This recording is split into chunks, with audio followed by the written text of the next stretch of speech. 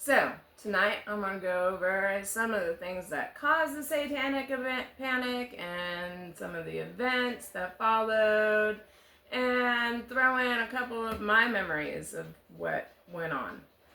So, I'm not even on the right thing.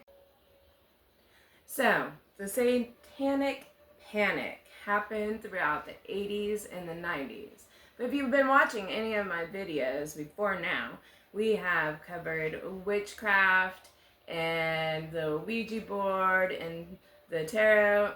And so we know that there's a history, a big history of false accusations, people taking things out of hand because of things that are written down in a book.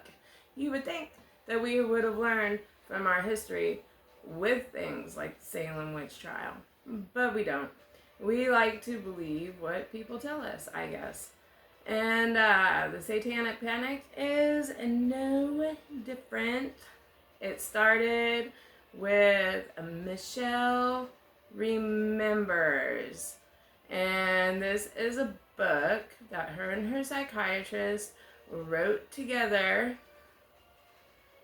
And it was about a ritual child and how things would,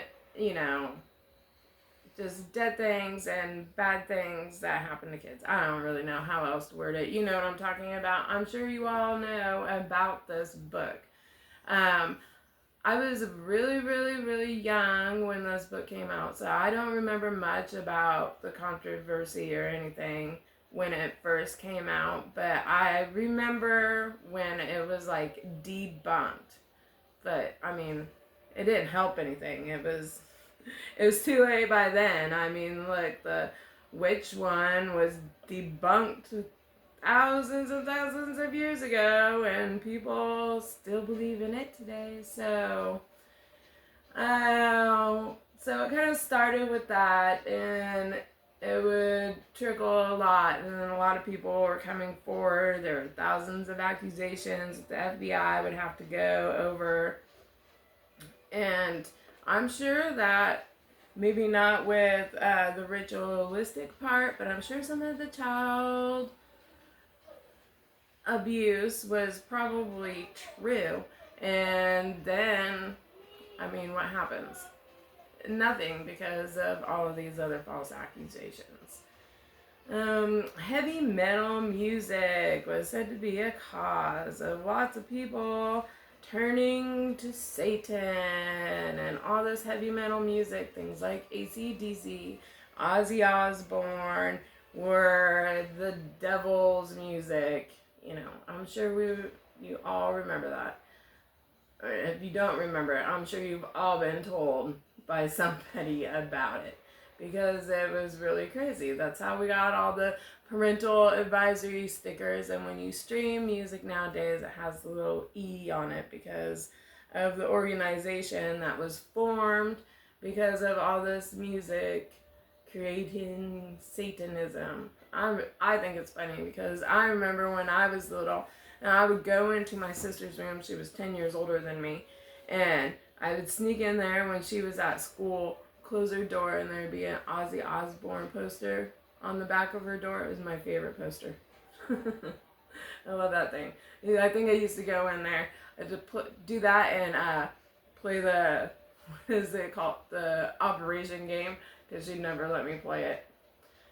So at this time also, it was just a combination of things that came together really well to help fuel this panic that everybody is feeling, that, the devil is in the home and Satan is taking over. A bunch of, the time of the serial killers. I'm sure we all know that.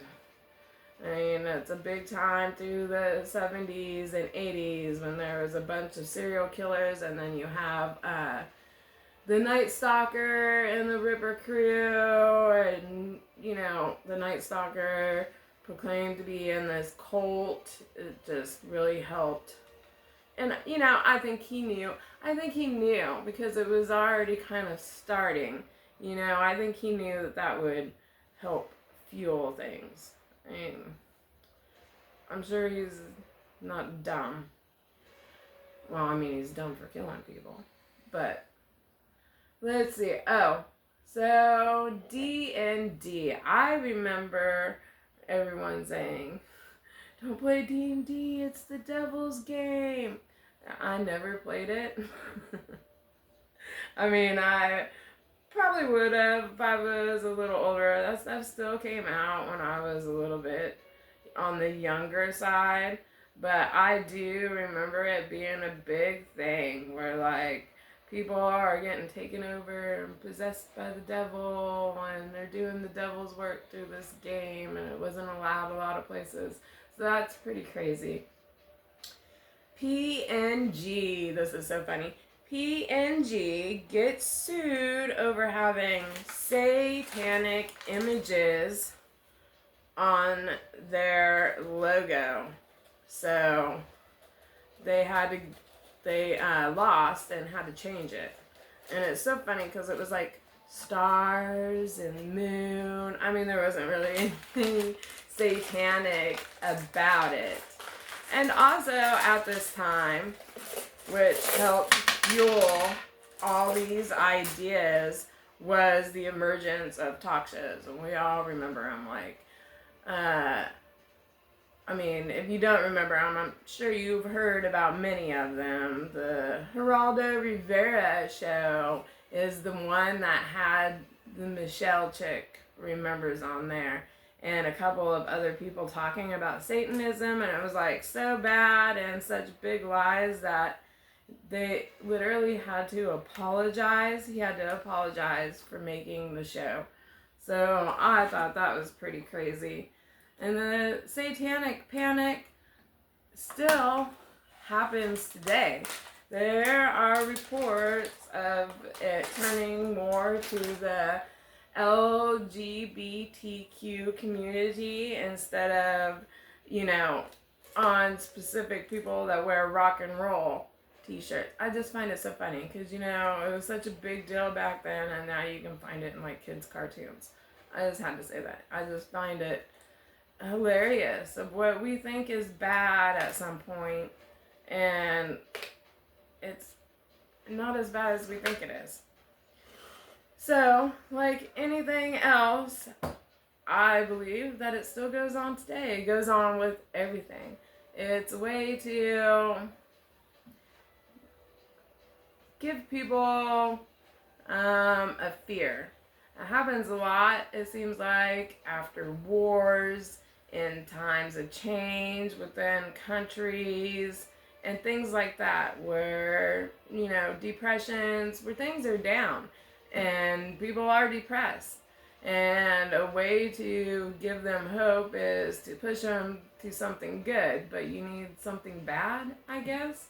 It's just my opinion. I know that the Satanic Panic made me a different person. You don't want to wear the black fingernail polish or the black lipstick, and you're afraid of being judged by people, or they might think that, you know, that person is wearing that and that person listens to that music, so they're evil. It gets instilled in your brain when you grow up through it. I mean, I spent like 14, 15 years through the whole thing until it started ending. It makes people feel differently about themselves. And I guess that's all I gotta say about that. So, I hope you enjoyed the Satanic Panic of the 1980s and 1990s. And the next thing that we are doing is true ghost stories. And out of all the ghost stories, one of them will be mine. So, you'll find out at the end of that next episode. And have a creepy night.